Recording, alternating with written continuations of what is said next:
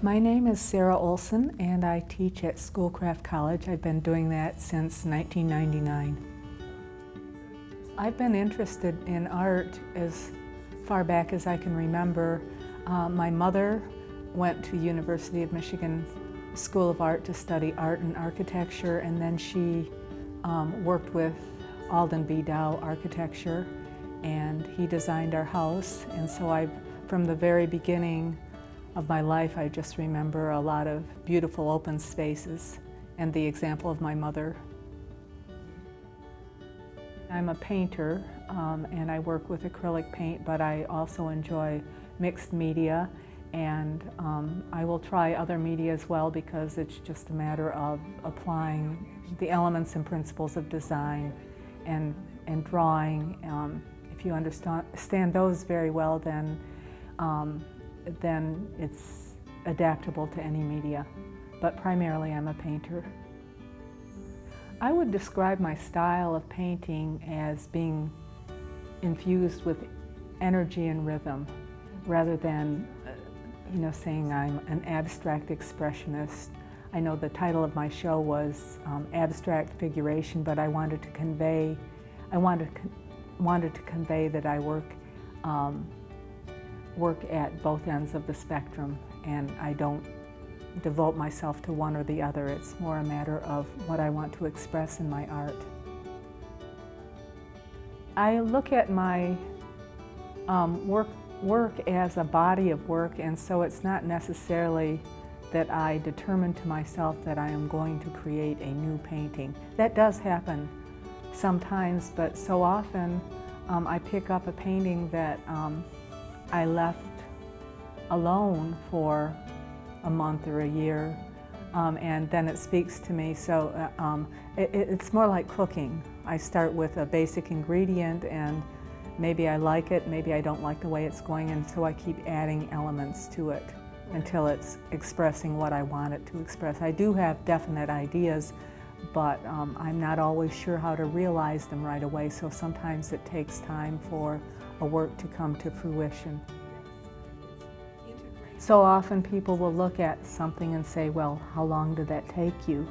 Which is an irrelevant question, because maybe it's a drawing you did in 5 minutes, but the correct answer is, 30 years plus 5 minutes, because it's accumulation of experiences.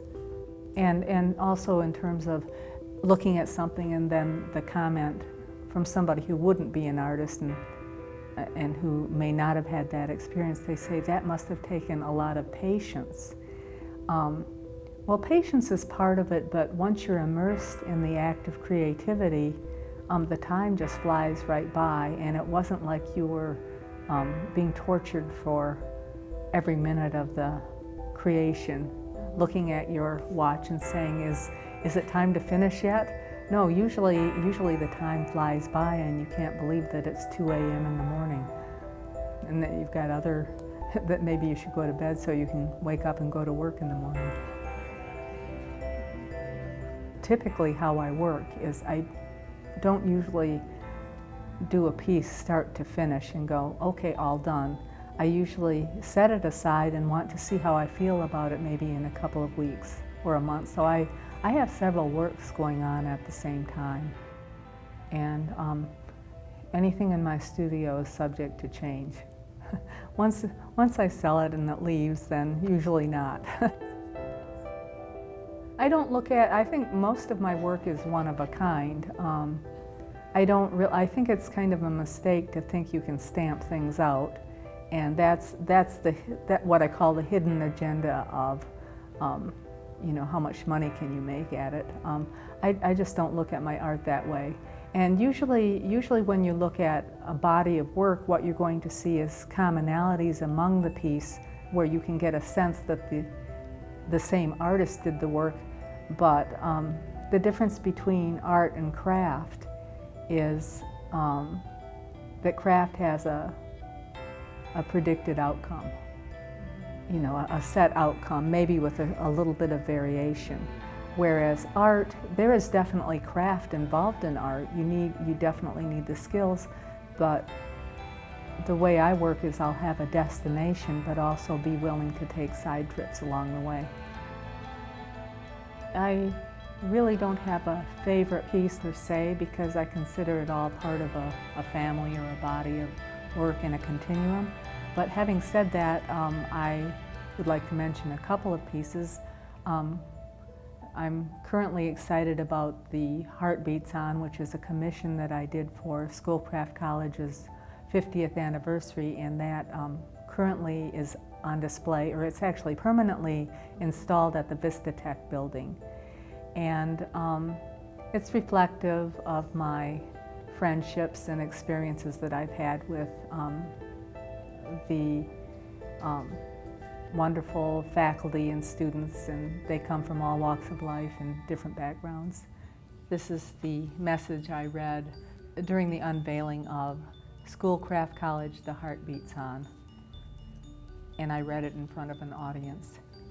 Represented in this work are faces that resemble many of the people I've been privileged to know over the last decade as the Art and Design Department Chair at Schoolcraft College.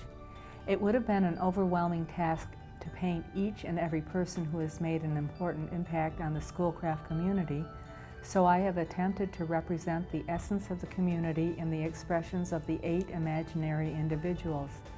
Each of the 8 people represented are connected by the heartbeat of the college, which has been beating for 50 magnificent years. Integrated in the heartbeat is the bell tower, emblematic of the school's pride and accomplishments. Schoolcraft's colors, blue and gold, provide the backdrop of a night sky resplendent with the stars our students are reaching for and perhaps destined to become. And that was delivered on October 22nd, 2011.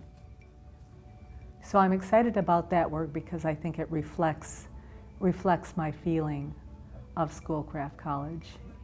And another piece that's a favorite of mine, and it's a recent work, and that's called Morning Glory 729.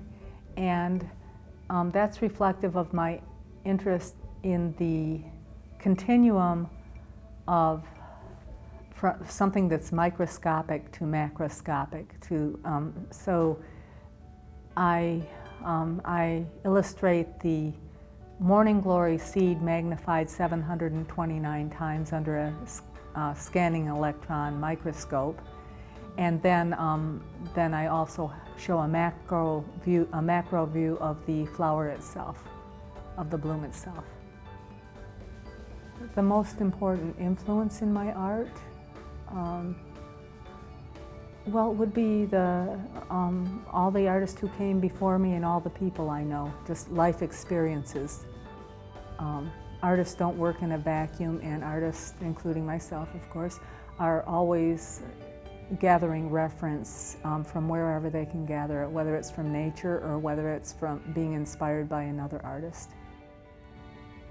Artists will find that their skills over time, if they're continually involved in art, that their skill develops. So I would say my skill at drawing and painting and design has developed over time, as well as the types of media that I work with. When I first started, I didn't work with mixed media, really. I stuck with painting or drawing, and now I'm very interested in combining media, as you can see from some of my clay pieces. My strengths as an artist, I think, is my sense of energy and rhythm, and then in terms of weakness, I just prefer to look at the word challenge, because I think no one is perfect in their skill set, and so if I'm lacking in a skill that I need to express what I want to express, then I will take it upon myself to learn that skill, to see how somebody else did it, or just to experiment. I draw inspiration from many different artists. At University of Michigan, the School of Art, University of Michigan School of Art, where I went, the faculty introduced me to and exposed me to the major art movements of the 20th century, and then I studied with Professor John Lockhart at Washtenaw Community College, and was able to develop my skills in design, drawing, and then portraiture. He's a very excellent artist. This is advice I give to my students, and that is that you cannot look at art as a linear path or even a linear career. You have to be patient with it. And usually people are artists before they decide they want to use art as a career. And ultimately what happens is the artist ends up serving the art. The art does not serve them. It usually doesn't work that way. And a professor once told me that if you want to be an artist, plan on making about 10 cents an hour. You do it because you love it. And I would also say, avoid complacency. Always be interested in learning new things and expanding your horizons.